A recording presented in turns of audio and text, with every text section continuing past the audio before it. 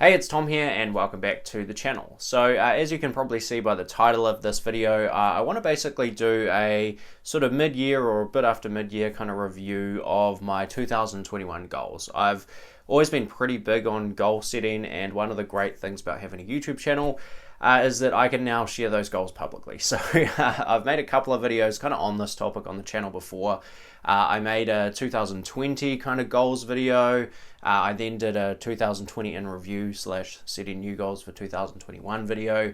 And we're now into September, and I think it's a good time to just give you a bit of an update on where I'm kind of at with some of both my finance goals and also some of my YouTube goals for 2021. And I really want to use this video so that you guys kind of watching the channel can continue to keep me accountable and make sure I'm on track to hit these by the end of the year. So with all that said, let's get straight into it. I'll do a quick recap of what my goals for 2021 actually are, and then I'll give you kind of some progress updates on each of them. And if you've got any other goals you'd like to share, definitely drop them down in the comments below. I always find that stuff really interesting to kind of see what other people are focusing on, and whether it be in their personal finance kind of journeys or whether they've got other goals that they're trying to tick off at the moment.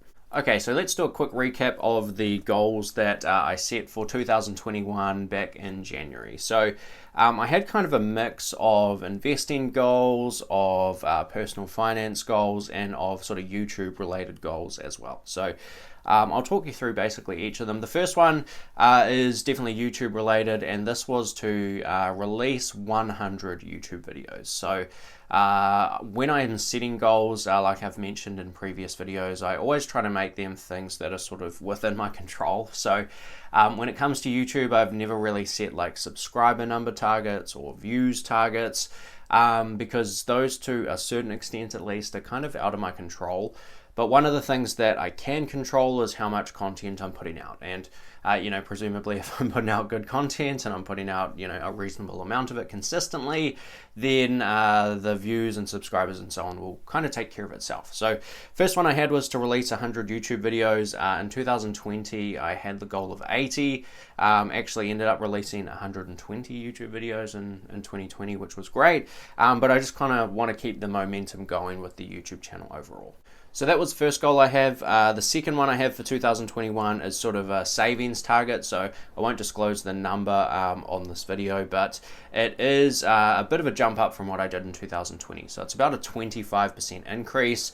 And there's basically two ways I can achieve this. The first way is I can save some like stupidly high percentage of my income. I did the maths on that, and it would have to be about 70% of my income I would have to save. And I think I've kind of already pretty much hit the floor on how low I can get my living costs without having some real like changes in quality of life that I don't particularly want to make. So instead of trying to save like 70% of my income as it stood at the start of the year, the real driver for that one is going to be basically earning more money. And a little bit of that can come from the day job. The vast majority of it will come from other sources of income. So things like YouTube and sponsors on the channel and podcasts and so on. So that was the second target, was like a savings goal, about a 25% bump from 2020. Third one I had was to start a podcast. So when I first started the YouTube channel back in 2018, late 2018, I basically committed to the YouTube channel for a year. I told myself I would give myself 12 months, put content out consistently, just barely even look at the views and subscribers as much as you can possibly, try to ignore those things, and just put out a good 12 months of content and kind of see how it goes and sort of reassess after that 12 months. And that 12 months ended up going well. I think I reached 1,000 subscribers after about 12 months, got monetized on YouTube after about 14 months. And I basically want to do something similar with a podcast. So I set the goal of starting a podcast and releasing 10 podcast episodes for the year. Another goal of mine is to read 10 books for the year. I actually didn't reach my reading target last year. I think I set it at 15 books and just basically failed miserably on that. I think I only read 7 or 8. So I pulled that target slightly back to be a bit more conservative for 2021, but still want to read 10 books. Not necessarily all investing related. I'm starting to read a little more broadly now, having got most of the fundamentals, I think, under my belt for investing at this point. But that's something that I'm really wanting to achieve this year. Next goal was quite a big one, which was actually to buy my first home. So I'm going to be half of that sort of endeavor, and the other half is going to be doing that with my partner. So that was kind of a big goal for us, is to buy our first home. In conjunction with that goal, also had hopefully getting some sort of office set up. I live in a very small kind of 1-bedroom place at the moment, and I like edit all of my YouTube videos and everything just on my iPhone, and it's a very low budget. So if I could kind of step up the production quality, I guess is something I want to do for YouTube and for the podcast for that matter. And I think setting up a nice kind of office and with good soundproofing and stuff for the podcast would be a cool thing to do. So buy a house and set up an office were two of the bigger goals. And my last goal for 2021 is to find 1 to 2 new investment ideas. So if you've watched the channel for an extended period of time, you'll know that I'm a big proponent of punch card investing. Even have a collaboration sort of YouTube channel on that topic. And punch card investing is all about only finding 1 or 2 new investment ideas per year, really going deep and understanding those businesses really, really well. And if I can find 1 or 2 investments per year, that adds up to a lot of hopefully pretty high quality investments over time. So that is a quick recap of my current goals for 2021. So let's work through them one by one and give you a bit of a status update on each. Okay, so I'm filming this on the 7th of September 2021. So we've still got most of September, all of October, all of November, and all of December kind of still to run. But this is kind of where I stood with each of these targets as of today. So first goal, like I said, is to release 100 YouTube videos. I've currently released 95 YouTube videos already in 2021. This video that you're watching right now is actually video 96. So yeah, great to see that we are well and truly on track to hit 100, and we should well exceed 100 YouTube videos for the year. So that is fantastic. So I'm really happy with how that one's tracking. The second goal that I had was starting a podcast. And like I said earlier, committing to that podcast for about a year, not putting a huge amount of pressure on myself to release content super frequently, but setting the target to release about 10 episodes. So really appreciate everyone who's been following along with the podcast so far. I hadn't started it at all when I put the initial goals video out. But the first podcast episode went out in February 2021, and I have currently released 20 podcast episodes already. So I've well and truly worked through that goal of releasing 10 episodes. Just to give you a bit of the stats and kind of be transparent on where that podcast is at currently. In total, lifetime downloads are a little over 13,000, and it's been a great experience so far. I've got to chat to some really interesting guests. One of the things I love about the YouTube channel is that there's a lot of interaction in the comment section, but sometimes it's a little tricky, just me by myself in a room talking to a camera. So it is cool to jump into the podcast world and do a little bit more long form content, and also talk with some really cool people. Like I say, I've released about 20 episodes now, and I think about 16 or 17 of those 20 episodes has been with guests. So it's been fantastic to be able to do that, and we have some really exciting guests coming up. I don't want to spoil that news just yet or release anything just yet, but all I'll say is keep an eye out on that podcast, and you should see some pretty cool episodes coming out soon. So podcast is going great. The other thing, which is a bit of a bonus, which I will add in on the podcast section here, is this wasn't something we'd initially planned back in January, but actually ended up starting a second YouTube channel, like I mentioned before. That is Punch Card Investing.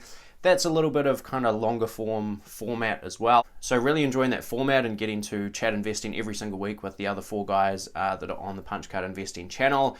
And it's also great being able to interact with, you guys leaving comments and questions live. So that is very cool. We're about 20 episodes into Punch Card Investing actually as well. And just last night, I think it was, we ticked over 2,000 subscribers on that channel. So really appreciate everyone who has supported the Punch Card Investing channel as well as the podcast so far. Okay, next one is the savings target. So like I mentioned, trying to save about 25% more than I did last year.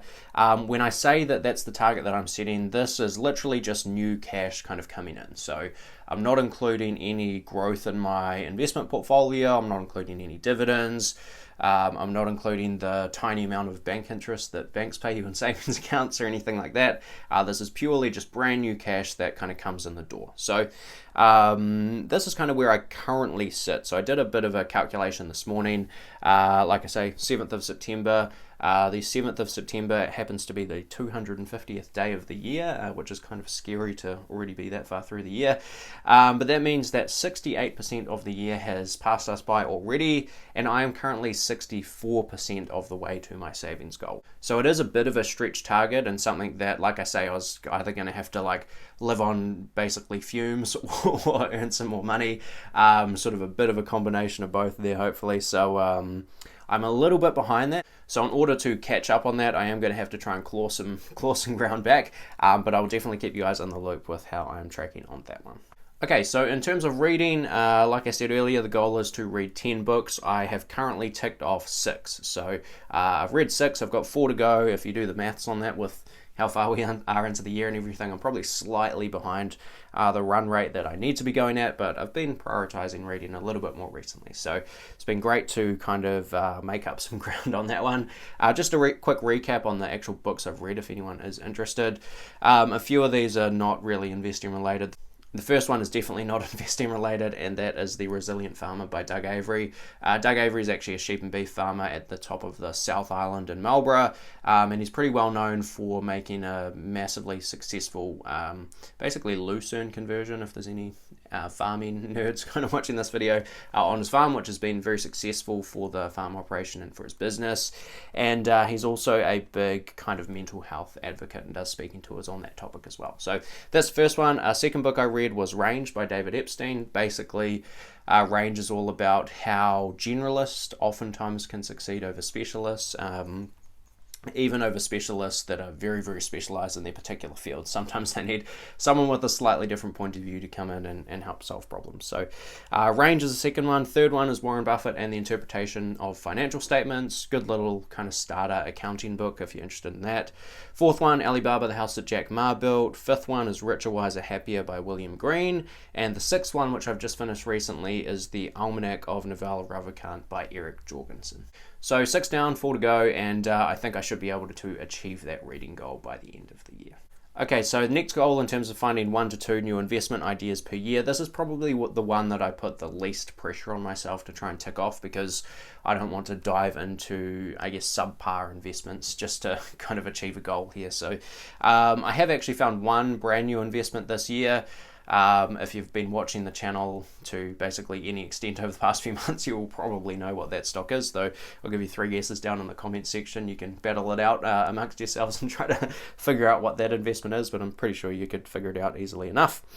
And with kind of the new cash and stuff that's been coming in, I have actually added to other existing positions as well. But in terms of new positions, just the one, so that one's pretty much already ticked off. Okay, and the final goal, and probably the big one here in terms of buying a house and slash the smaller goal of getting an office set up and trying to boost up the production quality in the YouTube channel a little bit, that one is one that we are still working on. So we get to tick that off. We have done a few weekends of open homes at this point. We've participated in one auction and got outbid, so we're unsuccessful on that. But the hunt continues, and I will certainly keep you all in the loop with how we progress on that front.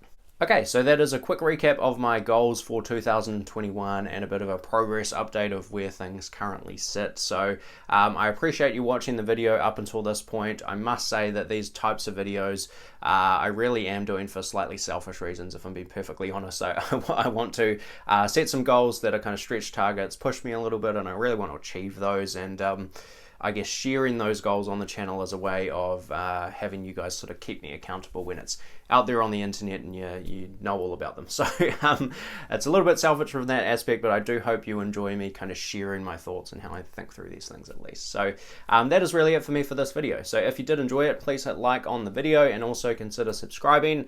Like I've mentioned in a few recent videos, at 30,000 subscribers, I'm giving away a copy of Poor Charlie's Almanac. So we are quickly closing in on that milestone, which is great, and I really appreciate the support on the channel this far. So with all that said, I will leave it there for this video, and I will see you in the next one. Cheers.